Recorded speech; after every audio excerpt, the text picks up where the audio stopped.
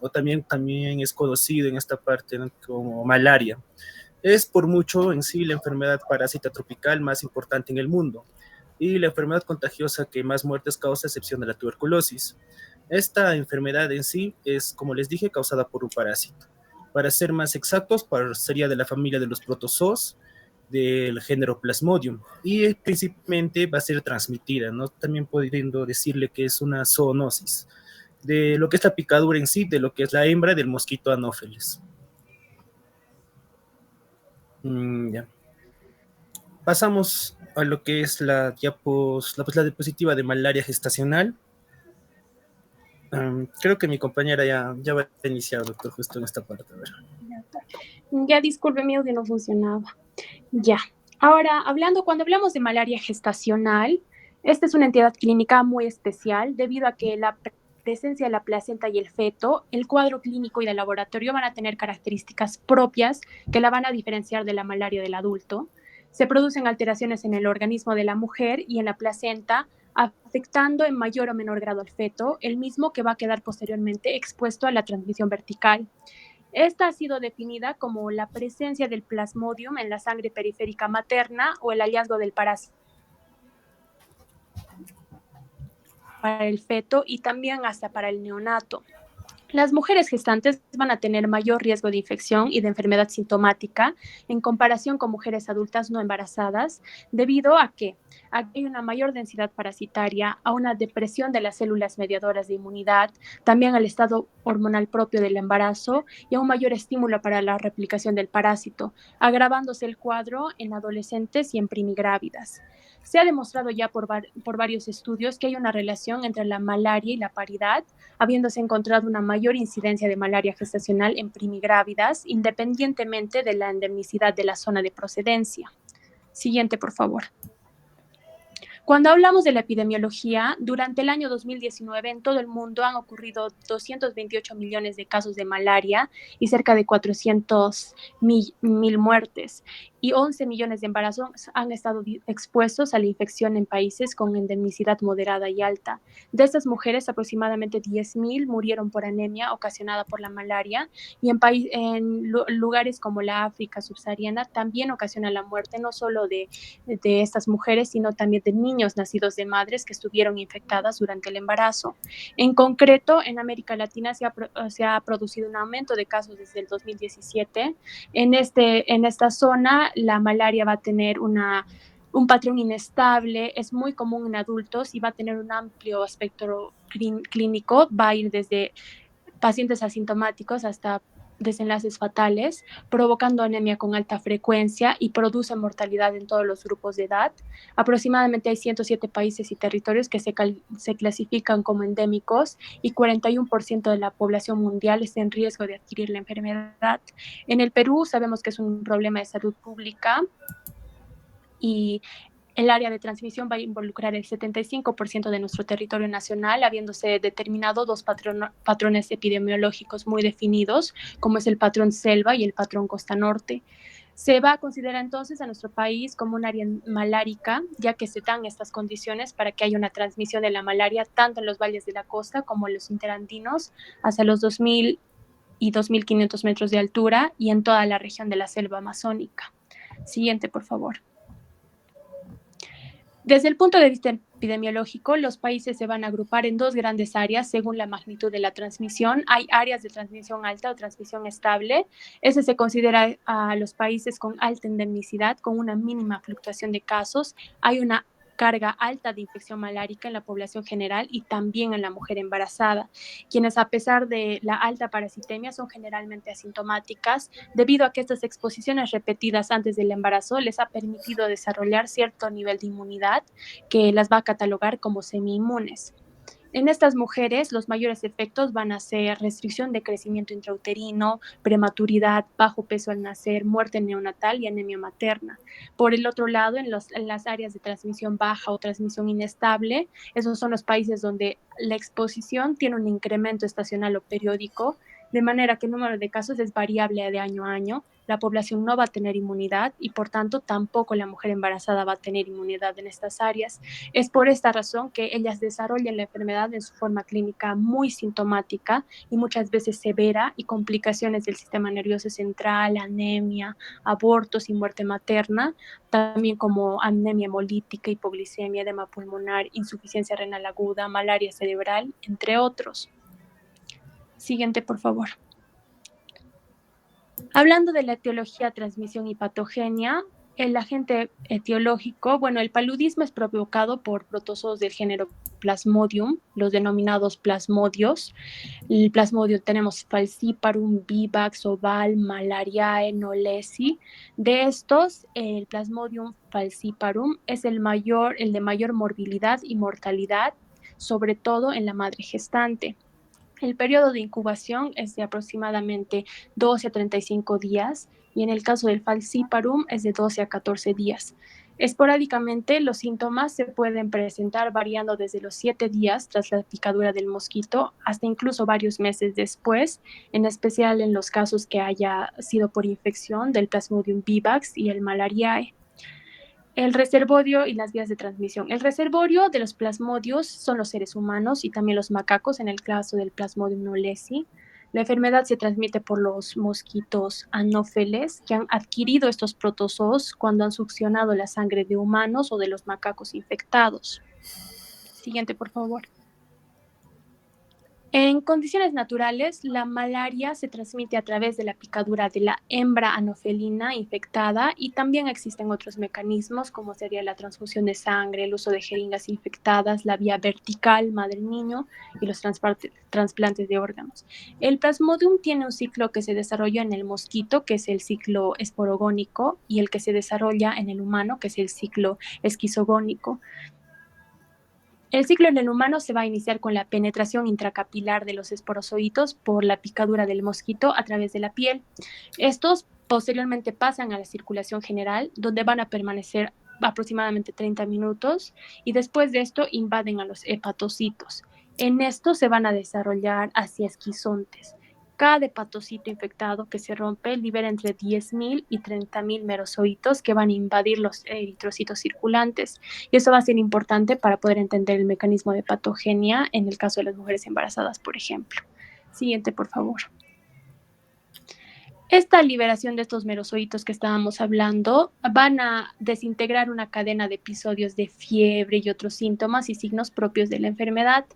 El paludismo, su gravedad va a depender del grado de invasión de estos eritrocitos. Habitualmente menor de 2 a 3% de los hematíes circulantes se encuentran invadidos, pero en el caso de falciparum, del Plasmodium falciparum, este porcentaje puede superar incluso el 10%. La parasitemia masiva en el caso de este va a constituir entonces un riesgo considerable. Estos parásitos liberan unas proteínas cuya presencia conlleva a ese desarrollo de una intensa reacción inflamatoria sistémica y provoca la adhesión de los eritrocitos al endotelio vascular a consecuencia de la disminución del flujo de sangre. Entonces va a haber isquemia, hipoxia de los órganos y van a haber signos de diátesis hemorrágica. En la placenta propiamente, los eritrocitos infectados expresan una variante BAR2-CSA de la proteína 1 de membrana de eritrocitos de Plasmodium falciparum para unirse al sulfato de condroitina. Las madres primerizas son las que carecen de inmunidad a los parásitos que se unen a esta condroitina A y van a ser más susceptibles a la parasitemia y a las infecciones crónicas, lo que hace que este grupo sea un importante reservorio de infección en la comunidad. Siguiente, por favor. El mayor riesgo de paludismo de curso grave se presenta en lactantes, en niños pequeños y en embarazadas que habitan en zonas endémicas de Plasmodium falciparum, así como en los habitantes no inmunes de la zona de clima moderado que visitan estas áreas. La malaria durante el embarazo va a cobrar su mayor peso en la descendencia, causando mortalidad perinatal sustancial y en parte, debido al bajo peso al nacer, una mortalidad infantil significativa. La malaria en las gestantes va a evolucionar tórpidamente a una hipotensión refractaria, una acidosis metabólica, congestión y taponamiento cardíaco con desenlace fatal por compromiso sistémico. También algunas bibliografías mencionan que la exposición a los antipalúdicos durante este periodo también puede aumentar el riesgo del aborto. Siguiente, por favor.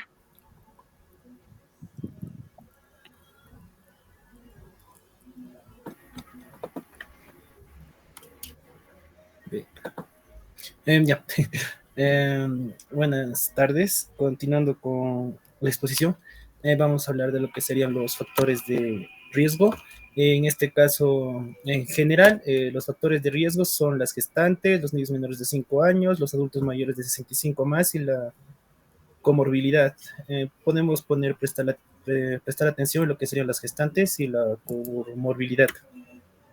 En sí, como les dije, en este grupo vamos a ver que como factor de riesgo a las mujeres con baja paridad, la raza negra, los positivas al virus de la inmunodeficiencia humana, es decir, VIH, mujeres jóvenes, gestantes, cuyos embarazos también se producen durante la época de alta transmisión, ya que como mi compañera dijo, como es transmitida, ¿no?, por el Anopheles hembra, va a estar principalmente en lo que serían regiones tropicales y subtropicales, en lo que serían las épocas de verano. Y también el uso de fármacos de poca eficacia antimalárica. Lo que sería el cuadro clínico en general durante el embarazo, como ya estuvo mencionado, va a ser principalmente por el Plasmodium falciparum, que va a ser la causa más frecuente de malaria en la gestante, condicionando lo que es un elevado riesgo de complicaciones. Entre esas, por ejemplo, la malaria cerebral, el edema de pulmón, incluso la hipoglucemia. Esto va a ser preferentemente en lo que es el segundo y tercer trimestre de gestación, tendiendo, por ejemplo, lo que es una mortalidad de las gestantes por hasta un 40%. Y son diversos factores de riesgo, como les dije, que elevan la probabilidad de desarrollar complicaciones de la malaria gestacional. En general, tenemos que tener en cuenta que el cuadro clínico se va a asociar principalmente a lo que es obnubilación, estupor, debilidad, a lo que serían convulsiones, vómito, ictericia, diarrea, justo también con lo que serían, ¿no?, datos de laboratorio. Entre ellas podemos destacar para lo que sería clásico, escalofríos, fiebre y sudoración, más el antecedente de haber viajado a lo que es una zona endémica, o una región tropical o subtropical, ¿no?, en este caso la selva, para ser más exacto, si quieren hablando de Cusco, pues la convención, ¿verdad? Ya. Plasmodium nada más. Ya, en lo que es, por ejemplo, la guía MISA nos habla de lo que sería el caso de malaria grave. En este caso, nos habla de lo que serían las principales características en el cuadro clínico. Por ejemplo, cualquiera de estas criterios se considera ya como caso de malaria grave o caso confirmado de malaria grave, como el deterioro del estado de conciencia, una anemia severa, una parasitemia elevada, signos de insuficiencia aislada o asociada a algún tipo de sistema. Por ejemplo, si es el sistema renal, una oliguria o anuria, el cardiovascular, un sangrado o petequias, en la hepática una ictericia y en el pulmonar lo que sería una dificultad respiratoria. Como les estaba mencionando, todos estos van a realizar lo que serían las principales complicaciones de la malaria en el embarazo. La principal y la más conocida es la anemia, que esta va a ser por mucho la que va a causar mayor mortalidad materna en los países subdesarrollados, siendo esta incluso más severa en zonas de endemia, ¿no?, donde está principalmente el anófeles. Por ejemplo, en las zonas de alta endemia, la anemia a veces severa puede ser el único síntoma de la infección malárica. Incluso con lo que sería la parasitemia en la sangre periférica puede ser muy baja y a veces indetectable.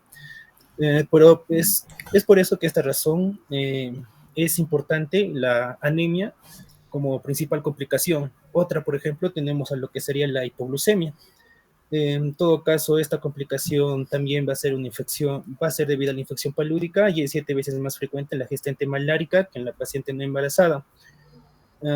Incluso esta también puede ser por lo que es una hiperinsulinemia fisiológica, ¿no?, secundaria a lo que sería el caso o a la infección de la malaria. Como les dije, también tenemos lo que es la malaria cerebral. Esta es especialmente por lo que es el Plasmodium falciparum, ¿no? ya que esta está está entre el grupo de lo que serían paroxismos febriles cada 48 horas o las populares tercianas. Como mencionó mi compañera, principalmente por lo que sería la ruptura del esquizonte, es que se producen estas populares no tercianas. Y justo la Plasmodium falciparum, por así decirlo, que es la más maligna de ese grupo, es la que ocasiona la malaria cerebral, o la que está más vinculada, más manifestándose principalmente con lo que sería una encefalopatimétrica difusa, que causa lo que, como les explicaba, un estado de coma reactivo, con una elevada mortalidad, porque va a alterar la conciencia. Y por último, también ya vamos a tener lo que serían complicaciones pulmonares, ¿no? Que van a caracterizar también a la malaria grave, como el síndrome de distrés respiratorio del adulto y la neumonía, ya que puede haber una sobreinfección, ya sea bacteriana o viral. En todo caso, todas estas complicaciones van a ser maternas, pero en lo que sería malaria también afecta, como les dijo a mi compañera, a lo que serían los bebés. En este caso, tenemos lo que es el bajo peso al nacer, que va a ser la complicación más frecuente con los mecanismos patógenos ya explicados, ¿no? Con lo que sería la patogenia del plasmodium por la ruptura del esquizonte y cómo se une a lo que sería la circulación materna. También tenemos otra complicación que serían los abortos y los mortinatos. Estas complicaciones van a presentar una incidencia ya más alta en embarazadas con una inmunidad baja. Como les dije, los factores de riesgo principalmente son embarazadas con lo que sería deficiencias bajas como VIH, SIDA o alguna otra comorbilidad. Y por último también vamos a tener lo que es la malaria congénita, que se va a definir como la presencia de infección en el neonato nacido de madre infectada debido a lo que es el paso del parásito a través de la placenta. Y es ahí como en patología, ¿no? Se va a ver lo que sería la placenta infectada por lo que es malaria, por el parásito en sí.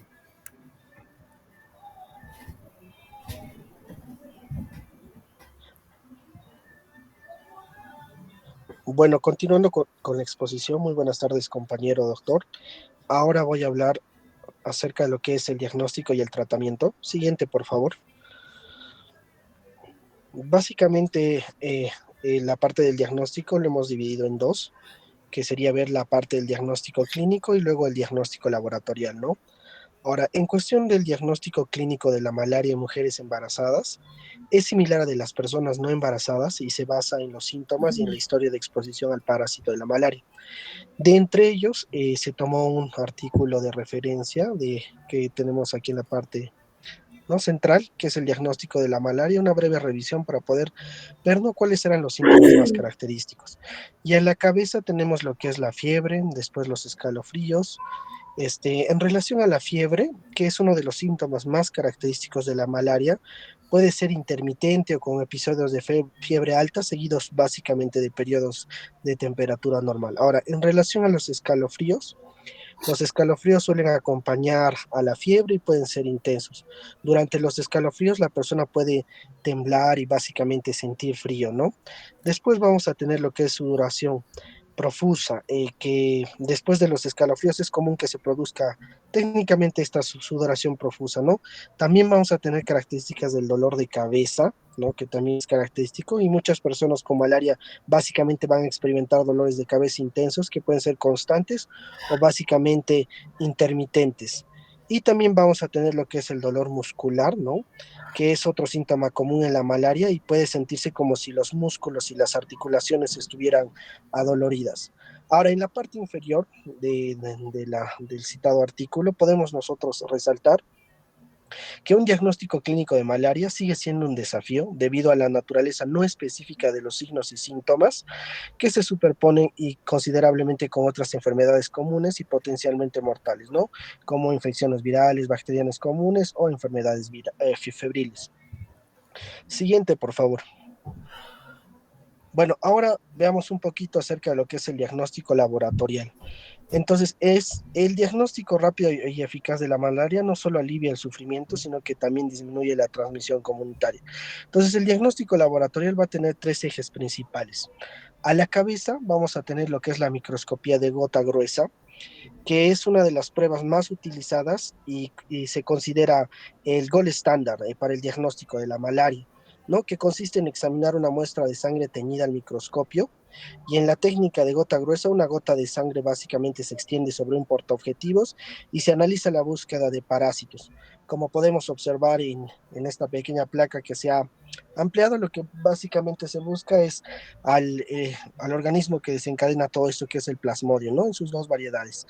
Entonces, después nosotros vamos a tener lo que es las pruebas en cadena de polimerasa, lo que es el PCR, que básicamente lo que hace esta prueba es detectar y amplificar el ADN del plasmodium presente en la muestra, ¿no?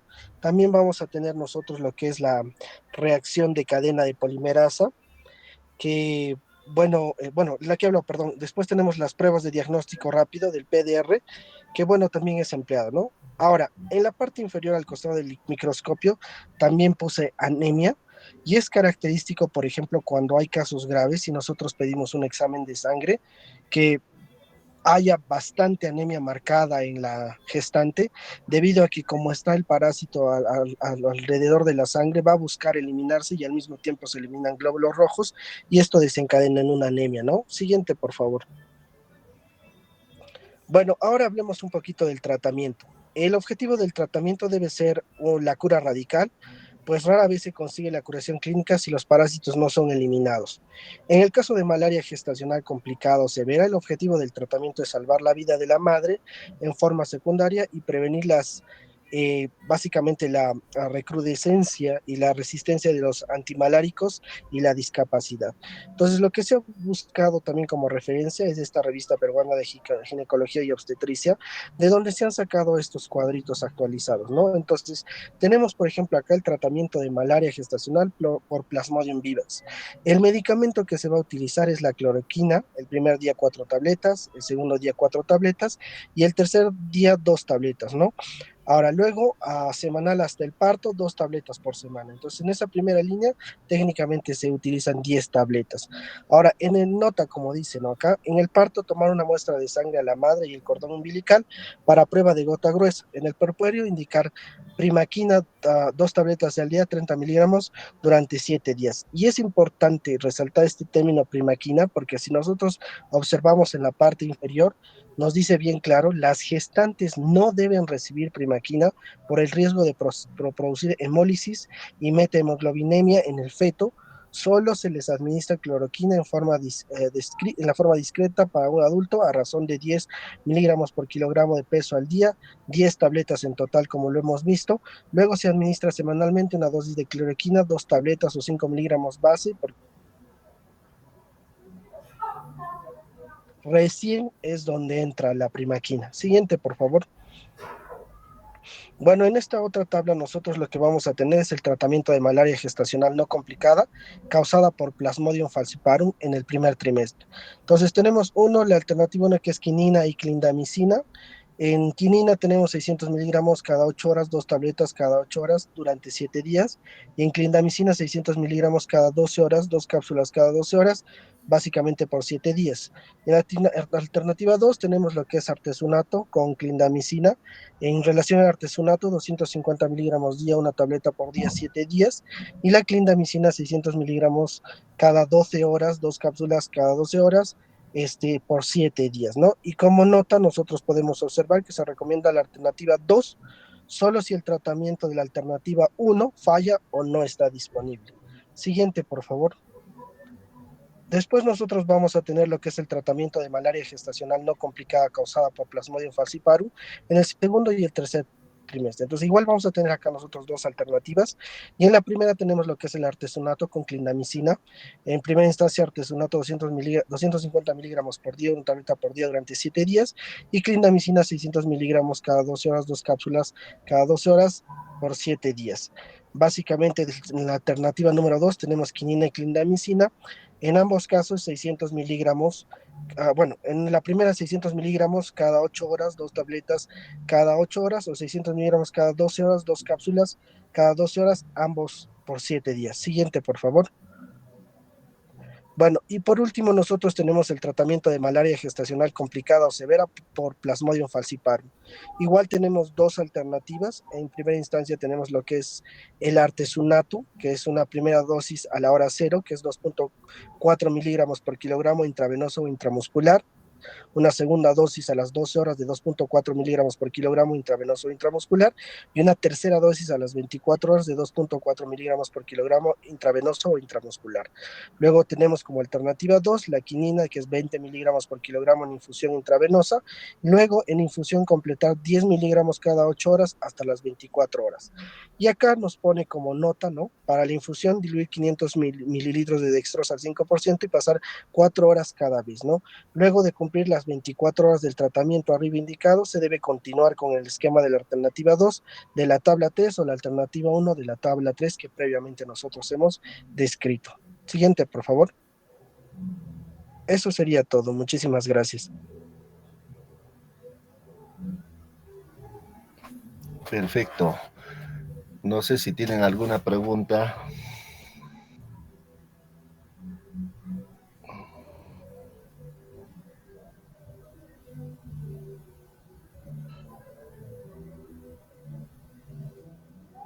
Ninguna. No, Ya, doctor. entonces vamos a tocar otro tema y yo me voy a encargar del tema de sífilis durante el embarazo. A ver, déjenme ver un rato cómo es esto. No. No.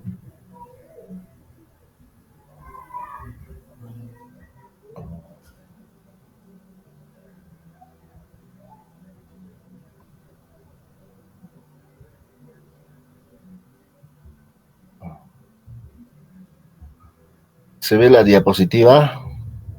Sí se ve, doctor. Ya. A ver.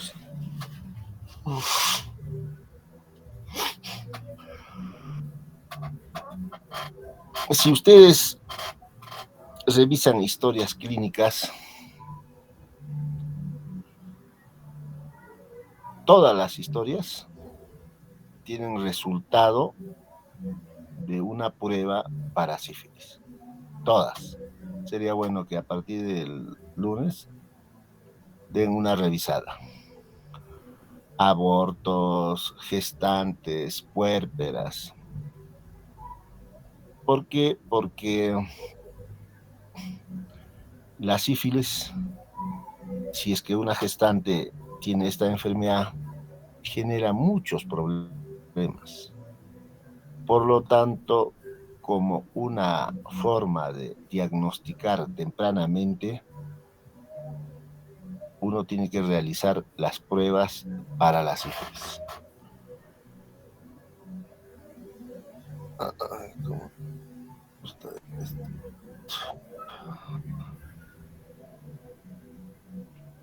Entonces, cuando uno habla de sífilis gestacional, se considera aquella que se va a diagnosticar durante el embarazo, en el posaborto o en el puerperio inmediato. De ahí lo que les mencionaba, ¿no? Toda gestante tiene que tener una prueba. Después de hacer un legradito por aborto, igual. Y en el puerperio, si es que durante el embarazo no se han hecho. Durante la gestación, esta enfermedad adquiere una mayor importancia por el riesgo de infección transplacentaria al feto. De manera que el espiroqueta, que es el germen causal de esta enfermedad, atraviesa la placenta, llega al feto, y si la gestante con esta enfermedad no recibe tratamiento, lógicamente el feto puede tener una serie de complicaciones, incluso hasta óbitos fetales, ¿no?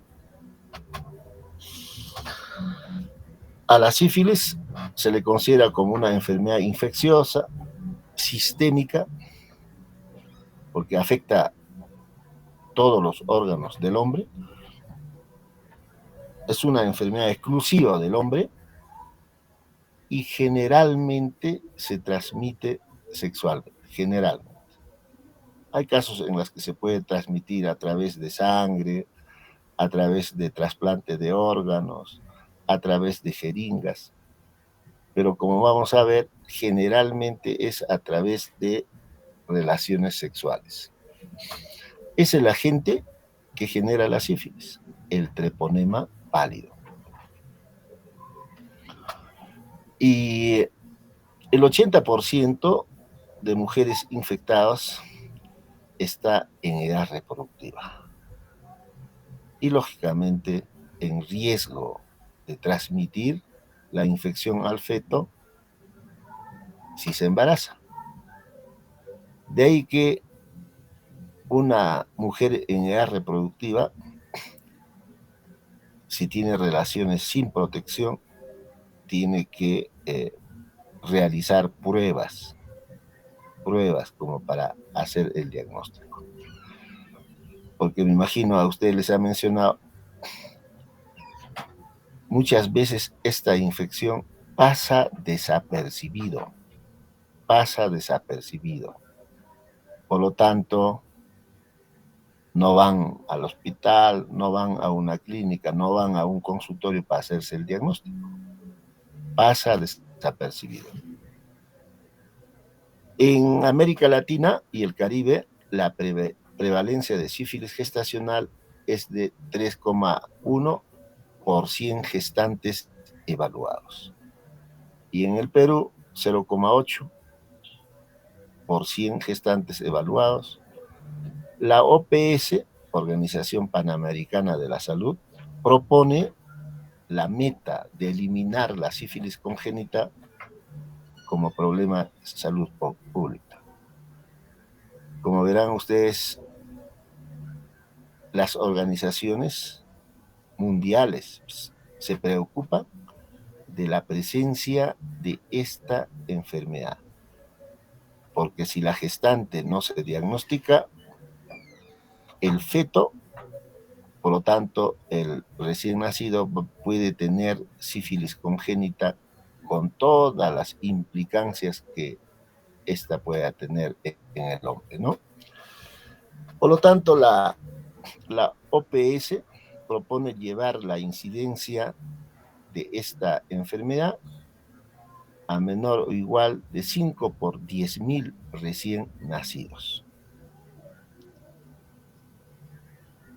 Entonces, la idea es tener esta enfermedad lo mínimo que se pueda. Lo ideal es que no haya la sífilis congénita, ¿no?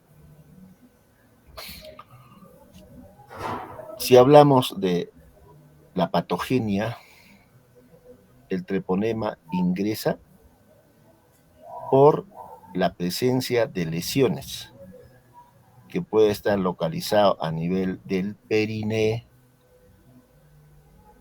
o a nivel de la mucosa vaginal o cervical, porque hemos dicho que esta se transmite generalmente por relaciones sexuales.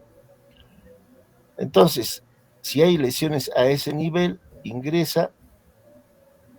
Una vez dentro ya de nuestro organismo, el primer paso es la replicación local. Y como respuesta, nuestro organismo reacciona con la formación de polimorfos nucleares, linfocitos, con la idea de controlar el germen. Probablemente algunos gérmenes se controlarán, otros no, y estos polimorfos nucleares o linfocitos se dirigen hacia los ganglios linfáticos y a partir de los ganglios linfáticos a la sangre. Y la sangre se va a encargarse de llevar el germen a todo nuestro organismo, sistema nervioso central, al sistema digestivo, pulmones, huesos, prácticamente todos los órganos de nuestro organismo llegan este germen, ¿no? Lógicamente, para que tengamos sífilis, tiene que haber factores de riesgo. Y uno de los factores de riesgo será, pues, prácticas sexuales de alto riesgo. Inicio de actividad sexual a temprana edad. también la promiscuidad sexual, actividad sexual comercial sin protección, consumo de drogas y alcohol también. Y si hablamos de gestantes, ausencia de control prenatal o un control prenatal inadecuado. Porque si las gestantes se controlan y el primer control en el primer trimestre, hemos mencionado que en el primer control a todas las gestantes se les realiza RPR o VDRL. Por lo tanto, se detecta en la primera consulta. Si se detecta, se le da el tratamiento. Por lo tanto, la posibilidad de que este germen pase al feto es mínimo o no existe. Porque felizmente, el treponema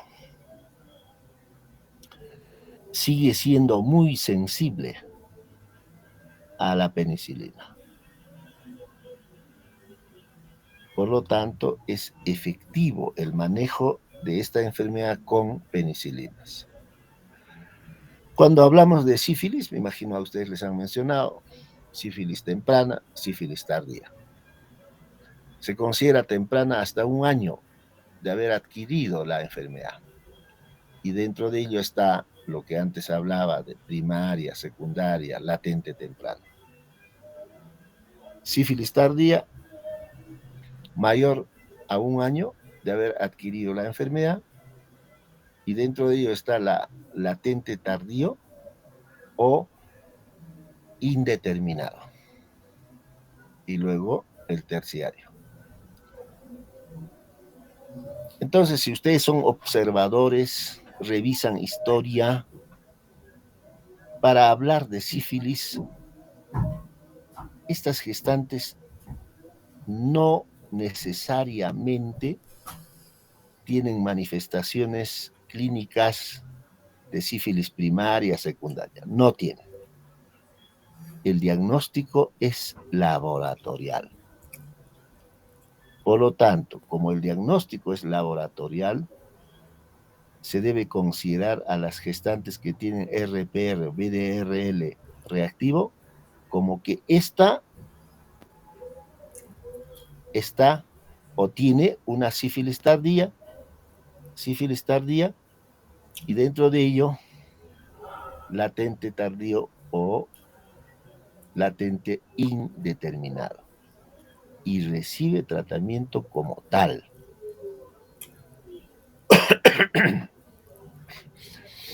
La sífilis que se adquiere a través de las relaciones, el 90% se transmite por relaciones sexuales. Y el riesgo de transmisión es más alto durante el primer año. ¿Qué significa? Durante el primer año, una persona que tiene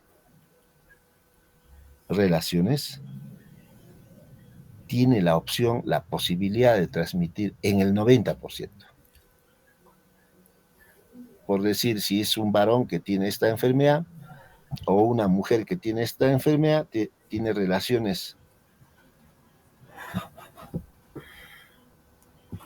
año, la posibilidad de transmitir es a 9 varones o 9 mujeres. Es alta la posibilidad o el riesgo de transmisión. Y a partir del primer año, este riesgo de transmisión disminuye con cada año que pasa. Va disminuyendo progresivamente. Y después de 4 años, esta enfermedad ya no se transmite. Aun cuando no recibió tratamiento. Entonces, cuando uno habla de manifestaciones clínicas, hay un periodo de la enfermedad considerada asintomático. será pues el periodo de incubación. ¿Cuánto es el periodo de incubación? Varía de 10 días a 90 días. Pero seguramente ustedes les ha enseñado en los cursos que han llevado, desde microbiología, me imagino medicina interna, infectología. El promedio de periodo de incubación es 21 días. Pero esto puede ser más corto como 10 días, más prolongado como 90 días. Una vez que se cumple el periodo de incubación, se va a presentarse la sífilis primaria. Y la sífilis primaria se caracteriza porque ya sea la mujer o el varón presenta un chancro, y el chancro viene a ser una úlcera, y la característica de esta es una úlcera dura y es no dolorosa. Asociada a ello, presencia de ganglios a nivel de la ingle. Esa es la característica de la sífilis primaria. Pero como esta úlcera no duele, el varón o la mujer no se percata de esta clínica. Y lógicamente la presencia de ganglios también no llama la atención. ¿Cuánto dura esta? ¿Qué tiempo de duración tiene esta manifestación? 2 semanas a 6 semanas. Aún sin tratamiento, desaparece. Lógicamente, si uno diagnostica, le da el tratamiento, ahí quedó. Pero si no se trata, desaparece la manifestación clínica y luego va a presentar la sífilis secundaria. ¿Y cuál es la característica de la sífilis secundaria?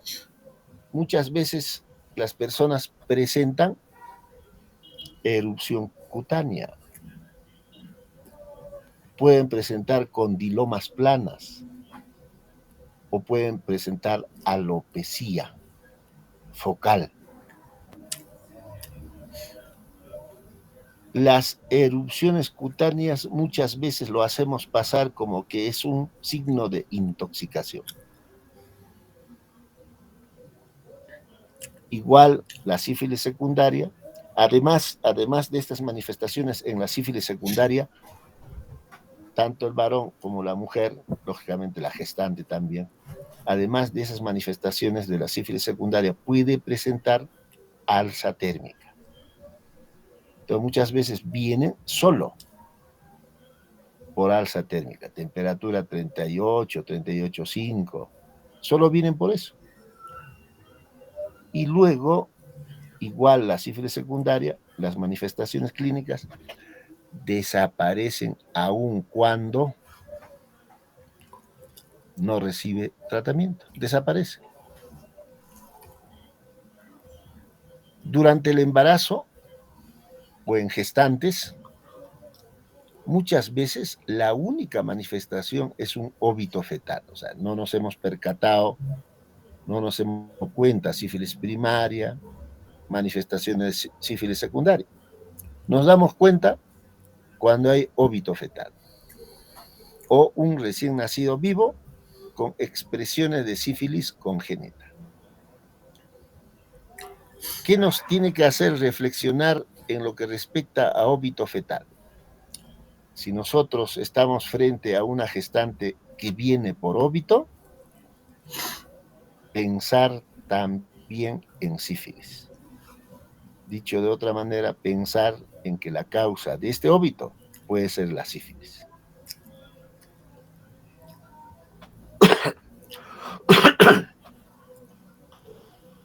Esta es la úlcera. Una úlcera a nivel de la región vulvoperineal, otra úlcera. Son úlceras induradas, dura, como caucho, y no duele. Y pasa desapercibido. En la boca labio inferior, una úlcera, me imagino relacionado con sexo oral, igual es una pequeña úlcera, es dura y no duele. En lo que respecta a sífilis secundaria, la sífilis secundaria es el periodo de máximo contagio. ¿Por qué?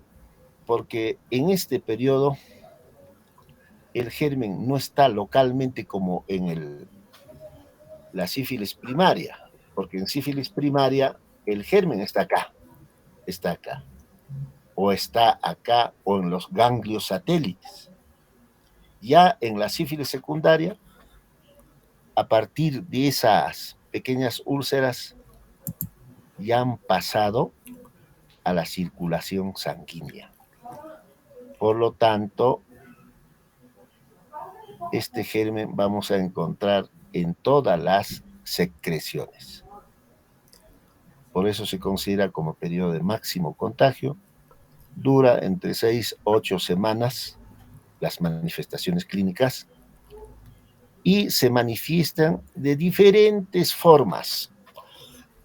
Generalmente esas manifestaciones clínicas son inespecíficas. De ahí que se considera a la sífilis secundaria como la gran simuladora. O sea, gestantes con o pacientes con sífilis secundaria se considera como la gran simuladora. Entonces van a venir personas con manifestaciones clínicas de este tipo, exantema maculopapular. Entonces uno a veces dice, se ha intoxicado. Si no pensamos en sífilis, no vamos a diagnosticar. O vienen con estas características, placas eritematosas. Igual, no pensamos a veces en sífilis. O otras vendrán con estas características, lesiones descamantes a nivel de la mano, a nivel de las uñas. A veces mandamos al reumatólogo pensando en enfermedades inmunológicas. Y igual, aún sin tratamiento, la sífilis secundaria desaparece. Esas manifestaciones que hemos observado, que hemos mencionado, desaparecen aún sin tratamiento. Y luego pasamos a la sífilis latente. La sífilis latente se caracteriza por la presencia de pruebas serológicas reactivas en pacientes asintomáticos. Entonces, en gestantes, aun cuando no tiene manifestaciones clínicas, en el primer control le hacemos una prueba serológica. En este periodo no se transmite la enfermedad de una persona a otra, o sea, del varón a una mujer o de mujer a varón, no se transmite. Solo, o como dice ahí, excepto la vertical. ¿Qué significa? La gestante puede transmitir el germen al feto. De ahí, justamente por eso, como hay una transmisión de madre a feto, tenemos sífilis congénita. Sífilis latente se subdivide en latente temprano, que tiene una duración de menor de 1 año, latente tardío, duración mayor de 1 año, ¿no? Y luego la sífilis terciaria. La sífilis terciaria ya es cuando este germen compromete el sistema nervioso central, compromete corazón y grandes vasos, compromete piel, especialmente a nivel de los miembros inferiores. Antes se veía con mucha frecuencia esto, últimamente ya no se ve. Por ejemplo, en San Marcos tenía cerca a San Fernando un centro de salud exclusivo para las enfermedades que se transmiten sexualmente. Y eso estaba a cargo de los profesores de San Marcos, y llevaban ahí a los estudiantes, y ahí nos hacía ver este tipo de enfermedades. Lógicamente, quienes tenían más enfermedades en este periodo eran los morenitos, los negritos, las negritas, ¿no? Entonces, si hablamos de neurosífilis, este germen afecta el parénquima cerebral. Si hablamos de grandes vasos y corazón, la característica es la formación de aneurisma a nivel de la aorta torácica, porque también podemos encontrar aneurisma a nivel de la aorta descendente, abdominal. Eso está más relacionado con arteriosclerosis. Y también lesiones gomatosas a nivel de la piel, ¿no? Estas lesiones veíamos todavía, ¿no? En esos tiempos. Ahora me imagino, por lo menos en el Perú, con poca frecuencia se verá, o de repente ya no. ¿Cómo hacemos el diagnóstico de la sífilis gestacional? Es a través de la clínica. Y como dice ahí, pocos casos de sífilis gestacional se diagnostican por manifestaciones clínicas. ¿Por qué? Porque las manifestaciones clínicas de la sífilis primaria, secundaria, pasan desapercibidos. De ahí que el Ministerio de Salud y las guías, lógicamente, del Ministerio, indican que tenemos que hacer o estamos obligados a realizar una búsqueda sistemática durante el control prenatal de esta enfermedad a través de las pruebas serológicas no treponémicas. Búsqueda sistemática. Tengan o no tengan manifestaciones clínicas, hay que hacer esta prueba. En el primer control prenatal se realiza prueba serológica no treponémica y dentro de ella podemos hacer RPR o VDRL, ¿no? Existe ya un esquema de esta búsqueda durante el embarazo y durante el control prenatal. El primer examen en el primer control prenatal, que debe ser primer trimestre. Segundo examen, 28 semanas de embarazo, porque no vaya a ser que en el primer control no lo detectemos, pero en segundo, sí. Ahora, primero negativo, segundo negativo, lógicamente no hay, ¿no?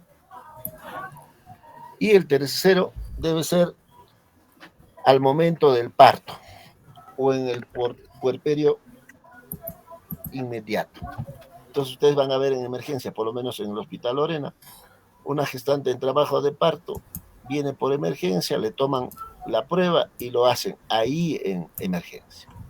Si por alguna razón no se hizo en emergencia, porque vino ya en expulsivo, apenas se produce el parto, se le hace también ahí. Eso en aquellas mujeres que tienen factores de riesgo. Entonces, clínicamente, sospecharé que esta gestante, esta mujer puede tener sífilis si tiene factores de riesgo, clínicamente. Pero necesito demostrar. ¿Cómo demostramos? A través de análisis de laboratorio. Y dentro de los análisis de laboratorio tenemos pruebas serológicas no treponémicas. Y dentro de esas pruebas serológicas no treponémicas está el VDRL y el RPR. Estas pruebas se tornan reactivas 4 a 8 semanas después de haber adquirido la infección. Significa un mes y medio de haberse contagiado. La sensibilidad para la sífilis primaria y latente temprana es de 90%. En la secundaria, 100%. Solo con esta prueba hacemos diagnóstico 100%. Y la especificidad para ambos, 98%. Entonces es una prueba efectiva y barata. Y barata. La otra prueba son las pruebas serológicas treponémicas. Treponémicas. Dentro de esa prueba treponémica está la prueba rápida para sífilis. Esta prueba rápida para sífilis detecta anticuerpos específicos de treponema. Entonces, si yo dudo de la prueba serológica no treponémica, en gestantes que salió reactivo, puedo hacer esta prueba serológica treponémica, que sería la prueba rápida para sífilis. Esta prueba tiene una sensibilidad hasta el 98% y una especificidad 98%. Entonces, esta prueba sí me dice que tiene treponema. ¿Por qué? Porque detecta anticuerpos específicos de treponema. Anticuerpos. La otra prueba serológica treponémica será pues, FTA. En mi época de estudiante en residentado solo se tenía esta prueba como prueba serológica treponémica, la FTA. No había esta prueba rápida para sífilis, no había. Últimamente recién se ha incorporado al manejo de la sífilis esta prueba. Entonces, esto era la prueba que nosotros hacíamos en el curso de obstetricia, en el internado, en la residencia, ¿no? Altamente sensible en todas las etapas de la enfermedad. Lo que tienen que recordar de esta prueba es que no es útil en el seguimiento de las pacientes o de los pacientes, varones y mujeres. No es útil porque permanece positivo durante toda la vida y el tratamiento no modifica esta prueba. Porque una vez que detectemos esta enfermedad en una persona, varón, mujer, gestante, no gestante, debe de recibir tratamiento, después tenemos que hacer seguimiento para ver respondió, no respondió al tratamiento. Y para ese seguimiento no debemos de utilizar esta prueba FTA. ¿Qué utilizamos? Utilizamos RPR o BDRL. Eso utilizamos. La sensibilidad de esta prueba 100% y la especificidad 98%. Y finalmente, como parte de diagnóstico laboratorial, será pues, detección directa del treponema. Para esta prueba se determina un examen en fresco con microscopio de campo oscuro. Método de diagnóstico directo en caso de sífilis primaria, secundaria, congénita precoz. Y la muestra para ver el treponema en microscopio de campo oscuro se extrae de esas úlceras. Por ejemplo, a nosotros nos enseñaba en la práctica,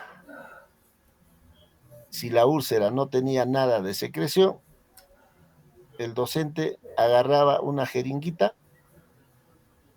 cargaba cloruro de sodio y el cloruro de sodio se infiltraba en esa úlcera o en los ganglios también, ganglios, o en lesiones dérmicas. Entonces administraba el cloruro y luego aspiraba. Ese aspirado se llevaba al laboratorio para ver en microscopio de campo oscuro y era el diagnóstico definitivo, ¿no? El diagnóstico precoz y tratamiento oportuno de la sífilis en gestantes evita el desarrollo de sífilis congénita hasta en 100%. Hace un rato les decía de que felizmente el treponema es muy, muy sensible a la penicilina. Entonces, ¿qué queda? Lo que queda es, en la primera consulta, vale decir, en el primer trimestre, hay que hacer la prueba. Volver a hacer la prueba a las 28 semanas. Volver a realizar la prueba si es que tiene factores de riesgo durante el trabajo de parto o en el puerperio. Lógicamente, si detectamos en estas 3 oportunidades, le damos tratamiento, 100% de fetos que tienen sífilis congénita se van a curar, tratar. Entonces, ¿por qué tratar una gestante con sífilis? Es una pregunta que tenemos que hacernos. Entonces, la respuesta será para evitar la transmisión a través de la placenta, de la madre al feto. Porque durante el embarazo hay una comunicación entre la madre y el feto a través de la placenta.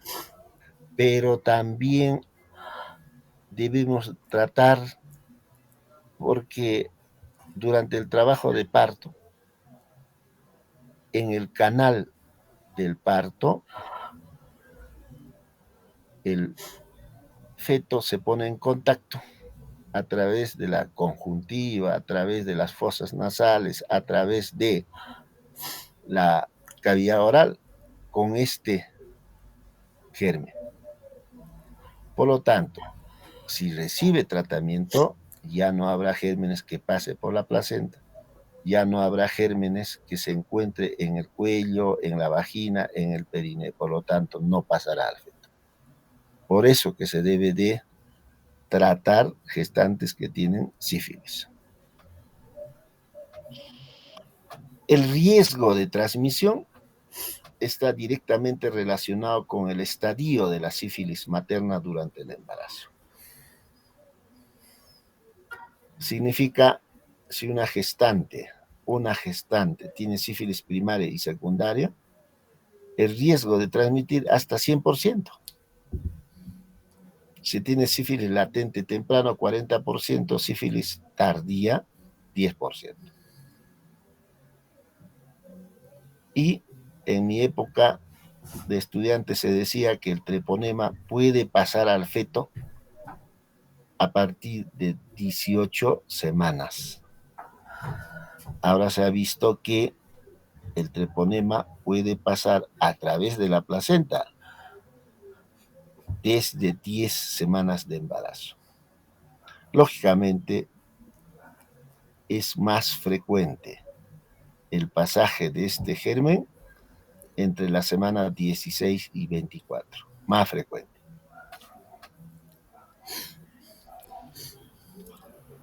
Si ustedes tienen la opción de ver una sífilis congénita, o si tenemos la opción de ver una sífilis congénita,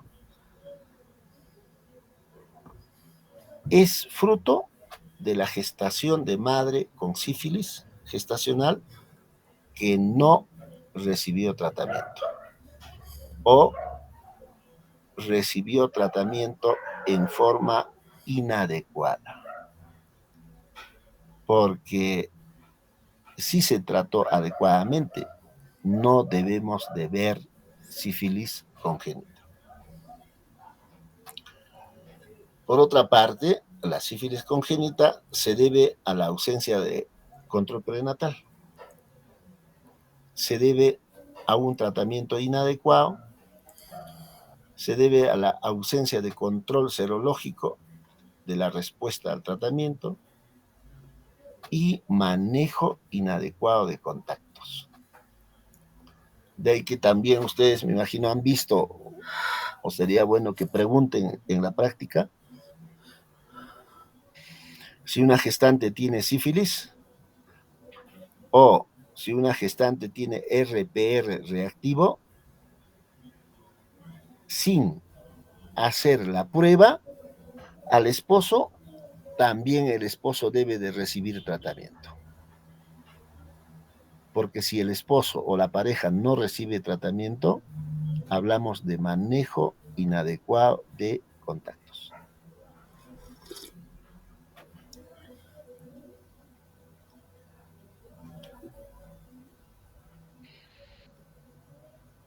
Durante el embarazo, al hacer ecografía, lógicamente, si la gestante tiene factores de riesgo para sífilis, podemos sospechar ecográficamente haciendo durante el embarazo, viendo la placenta. Generalmente la placenta de gestantes que tienen sífilis es grande y edematosa. Entonces, como es edematosa, se habla de hidropesía placentaria. Hay una proliferación fibrosa perivellosa. También puede haber una corioamnionitis aguda. Entonces, ustedes recordarán, la corioamnionitis va seguido de RPM, ruptura prematura de membranas. Pero si yo tengo membranas íntegras y hay corioamnionitis, debo de sospechar en una sífilis. Pero también ecográficamente, haciendo una buena ecografía al feto, puedo sospechar, por lo tanto, diagnosticar sífilis congénita. Entonces, en el feto podemos ver que la gestante tiene historia de aborto o viene por aborto. Otras vendrán por óbitos fetales. Otras vendrán por parto prematuro o amenaza de parto prematuro. Y en otros casos habrá muerte neonatal. Entonces, si viene por aborto, debo sospechar en sífilis. Si viene por óbito fetal, debo de sospechar en sífilis. Amenaza parto pretérmino o parto prematuro, debo de sospechar en sífilis. Lógicamente, si es que sobrevive el lactante, puede tener manifestaciones clínicas de sífilis congénita tardía como dientes de Hutchinson, queratitis intersticial, que muchas veces puede llevar a una ceguera, nariz en silla de montar, gomas en pie, retardo mental, hidrocefalia, convulsiones, sordera, ceguera pueden tener, ¿no? Entonces, de todas las gestantes que tienen sífilis y no han recibido tratamiento, como hemos mencionado, el recién nacido vivo con sífilis congénita pueden tener hasta 100%, si no ha recibido la madre tratamiento, 100%.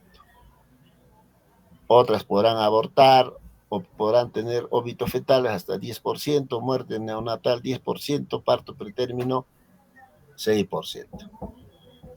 Y lo que resalta es que 100% de gestantes que no han recibido tratamiento durante el embarazo van a tener sífilis congénita. Cuando uno habla de sífilis congénita temprana o precoz y tardía. La temprana tiene manifestaciones clínicas que se presentan dentro de los 2 primeros años. Y la tardía, sífilis o manifestaciones que se presentan después de 2 años de edad. La temprana, como manifestación clínica, neonatólogos o los pediatras, si encuentran pénfigo palmo plantar, deben de sospechar una sífilis congénita temprana.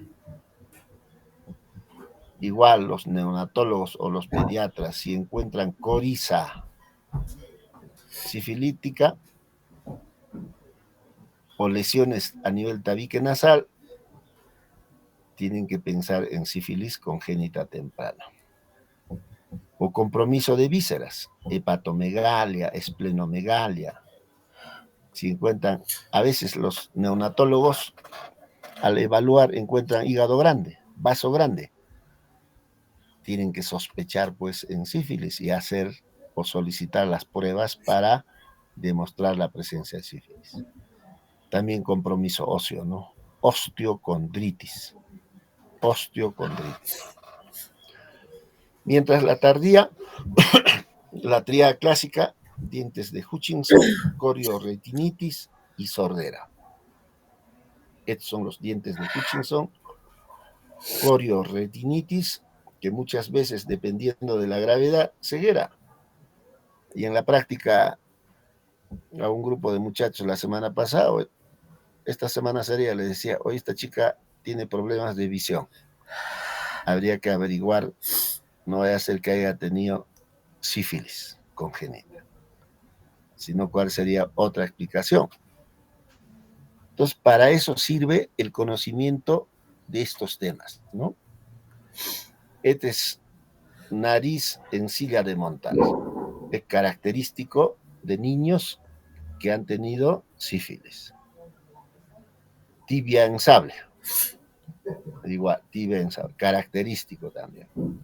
Lógicamente, estas manifestaciones tardías poco ya se ven, ¿no? ¿Cómo debe ser el tratamiento? El tratamiento durante el embarazo debe realizarse con un régimen de penicilina apropiado para el estadio de la sífilis. Por eso que hace un rato les decía, felizmente el treponema es muy sensible a la penicilina. ¿Cuál es la idea? ¿Cuál es la finalidad? Eliminar la infección materna, prevenir la transmisión al feto a través de la placenta, tratar la infección fetal si es que ya pasó. Con esto evitamos la sífilis congénita. En caso de sífilis primaria, el esquema es esto, ¿no? Penicilina G benzatínica, 2 millones de unidades internacionales por vía intramuscular. En sífilis tardía, penicilina G benzatínica, 400 millones unidades internacionales por vía intramuscular, semanal por 3 semanas. Y ustedes, si es que observan las historias, se van a darse cuenta que toda gestante que tiene RPR reactivo, se les considera que tiene sífilis tardía. Sífilis tardía. Por lo tanto, se le administra penicilina G benzatínica 2,400 por vía intramuscular semanal por 3 semanas. Igual al contacto, al esposo. Si tiene 2 contactos, igual a los 2 contactos, a los 3 contactos, a los 4 contactos. Porque si no, no se elimina. Pero si yo estoy frente a una gestante que tiene neurosífilis, la penicilina G benzatínica ya no sirve. ¿Por qué? Porque la barrera hematoencefálica no atraviesa. Por lo tanto, utilizamos la penicilina G sódica. Penicilina G sódica, utilizamos. La penicilina G sódica. ¿Cuánto usamos de penicilina G sódica? 3-4 millones cada 4 horas por vía endovenosa durante 14 días. Entonces le decía, ya no se usa benzatínica porque no atraviesa. Ahora, habrá gestantes que son alérgicos a la penicilina. Estas gestantes que son alérgicos tienen que recibir eritromicina. Pero se ha visto que la eritromicina, si bien es cierto, en la gestante cura, pero en el feto no. no sirve para prevenir la sífilis congénita. ¿Por qué? Porque el paso transplacentario de esta sustancia es pobre o irregular. Entonces la gestante puede curarse, pero el feto, si es que ya tiene problemas, no se cura. Criterios de curación. Prueba no treponémica, no reactiva. Hace un rato les decía, para seguimiento utilizamos las pruebas no treponémicas. Entonces las pruebas no treponémicas deben ir, si hablamos de cuantitativo, deben ir bajando, ¿no? O desaparecer, o ser no reactivo. El título disminuya por lo menos en 2 diluciones a los 3 meses, o que sea menor de 1, o 1/8 a los 6 meses. Porque cuando uno realiza RPR podemos hacer cualitativo o cuantitativo. Cualitativo solo me dice reactivo, no reactivo. A los que salen reactivo, les hago cuantitativo. Y decimos que, en cuantitativo, decimos que una persona tiene sífilis cuando la dilución es mayor de 1/8. Porque por debajo de 1/8 no me dice que tiene, sino me dice que es una reacción cruzada con otras enfermedades. Entonces, si uno quiere estar seguro, estamos hablando en ustedes, en mí, en personas no gestantes, tenemos que hacer cualitativo, a los que salen reactivo, cuantitativo, y diré que esta persona tiene sífilis si tiene 1/8 o más de esta. Porque de acuerdo a las diluciones podemos encontrar 1/8, 1/16, 1/32, 1/62, 64, 1/128 y así sucesivamente. Pero solo necesitamos en cuantitativo encontrar 1/8. Si no cumple con estos criterios, debe tratarse nuevamente. ¿Qué significa? Si después de un tratamiento adecuado, incluso a los contactos, después de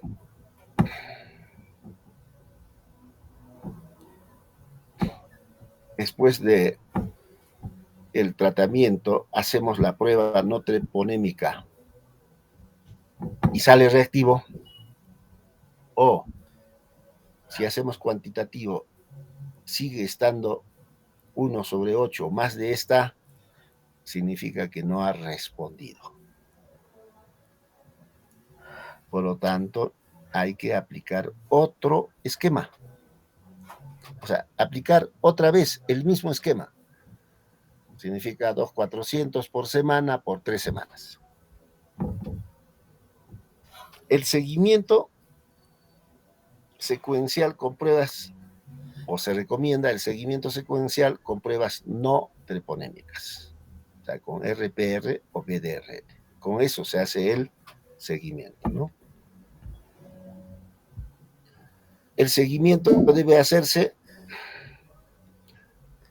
al mes de haber recibido el tratamiento, 3 meses, 6 meses, 12 meses, 24 meses. Los títulos de estas pruebas deben ir bajando o deben disminuir 4 veces a los 6 meses del tratamiento y deberían ser no reactivos a los 12 y 24 meses del tratamiento. Pero también si no hemos tratado el contacto o los contactos, puede reinfectarse. O sea, la gestante puede haber recibido el tratamiento como debe ser, pero si no se le ha tratado los contactos y tiene relaciones, puede haber una reinfección.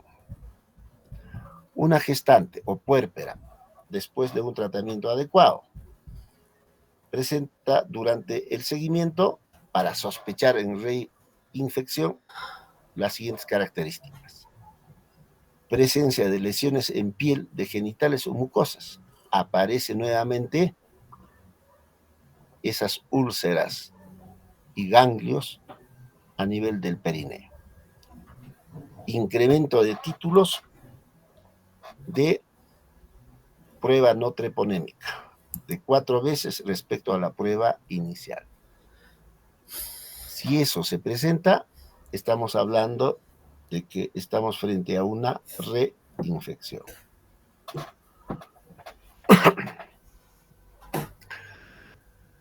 En el control prenatal se hace una prueba RPR o BDRL. Tengo 2 opciones. 1, negativo. Si sale negativo, esa es la primera, en el primer control prenatal. Si sale negativo, hay que repetir a los 28 semanas, como dice ahí, tercer trimestre. Y también repetir si tiene factores de riesgo en el puerperio, trabajo de parto. Pero si sale positivo, puedo hacer FTA. Tengo 2 opciones. 1, que salga negativo, porque esta es una prueba treponémica. Sale negativo. Si es negativo, ¿qué me hace pensar?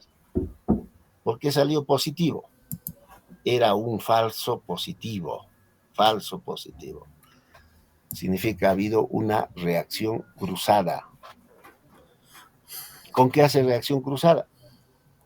Por decir, con tuberculosis, con malaria, con artritis reumatoidea, con lupus, con tularemia, esclerodermia. Pero si sale positivo, sí, pues estamos frente a una gestante con sífilis. Por lo tanto, hay que darle tratamiento. Si es mayor de 34 semanas, tratamiento con penicilina G sódica.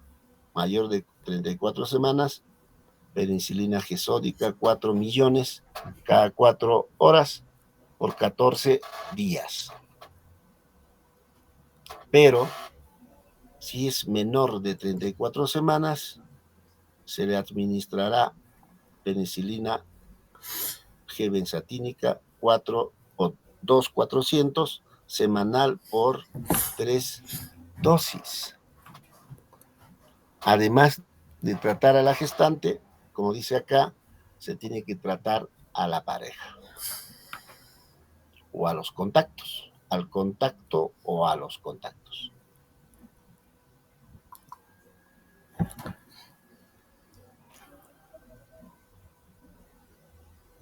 Si yo tengo una prueba no treponémica negativa, además treponémicos negativos durante el embarazo, ¿cuál será la interpretación? La interpretación es que esta gestante no tiene infección. Una excepción sería que recién se ha infectado. Recién, por lo tanto, las treponémicas aún están negativos. Si yo tengo una prueba no treponémica positiva, treponémicas positivas, la interpretación es que es una infección, la gestante tiene una infección sifilítica. La otra opción es que la entrevista ayudará a establecer si es reciente o es antigua. Puede ser reciente o puede ser antigua, pero para ello habría que ver si tuvo un diagnóstico y tratamiento correcto, porque de lo contrario puede ser una cicatriz serológica. Y finalmente, en estos casos hay que hacer un seguimiento cuantitativo con BDRL. Entonces, si yo tengo estos dos resultados, interpretación es una gestante con sífilis, o puedo decir que es un recuerdo inmunológico o una cicatriz serológica que poco a poco recién está disminuyendo. Pero si yo tengo una prueba no treponémica negativo y treponémico positivo, ¿cuál es la interpretación? Es una reacción treponémica específica, refleja persistencia normal de anticuerpos al treponema y no hay una infección activa. ¿Por qué? Porque hemos dicho, para el seguimiento utilizamos esta prueba, las pruebas no treponémicas. Cuando hay respuesta, esta prueba tiene que ir bajando, bajando, bajando y desaparece. Pero las treponémicas de por vida, aún cuando han recibido tratamiento efectivo, esta prueba se va a mantenerse de por vida positiva. Por eso dice, no es una infección activa, porque esto es un recuerdo inmunológico. Bueno, hasta ahí será el tema de sífilis. No sé si tienen alguna pregunta.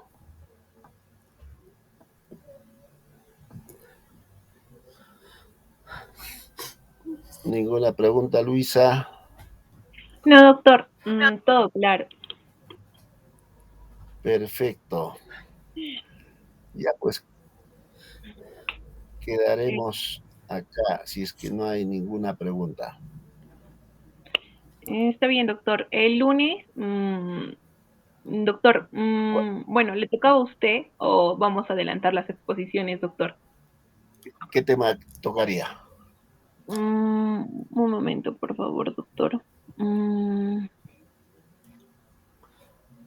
Ya expuso anemia y aquí está. Bueno, las siguientes exposiciones son infecciones virales durante el embarazo y cesárea, doctor. Pero el lunes 5 estaba programada la clase con usted.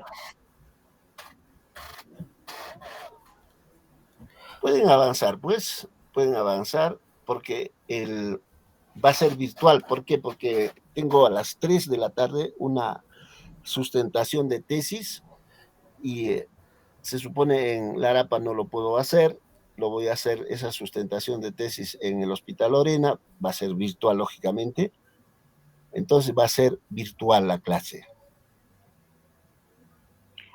Está bien, doctor. Entonces adelantaríamos para el lunes infecciones Virales.